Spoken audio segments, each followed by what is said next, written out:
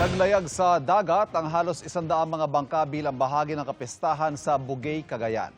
Sa Nueva Ecija, dinaos din ang pista bilang pagpupugay sa masisipag nating magsasaka. Nakatutok si CJ Torida ng GMA Regional TV. Dumating sa baybay ng Bugay sa Cagayan, sasabay-sabay na paglayag ng halos 100 bangka para sa Baybay Festival 2026. Nagsimula ang parada sa Sabangan at natapos sa isang pamosong beach doon. Layo nitong ipakita ang kahalagahan at kagandahan ng dagat at magpasalamat sa masaganang biyaya ng dagat sa mga mangingisda. Ipinamalas din sa pista ang mga ipinagmamalaking putahe ng Bugay gaya ng isdang bulong unas, binagoongan at sisig.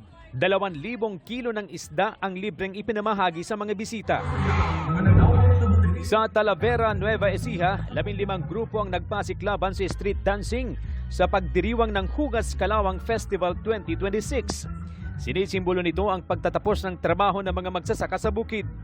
Tampok din sa mga sayaw ang hirap na pinagdaraanan ng mga magsasaka at masaganang ani sa tulong ni San Isidro Labrador, patron ng mga magsasaka.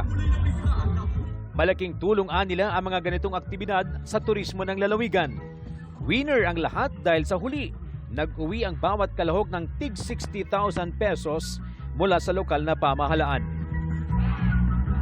Para sa GMA Regional TV at Integrated News, CJ Torida, nakatutok, 24 oras.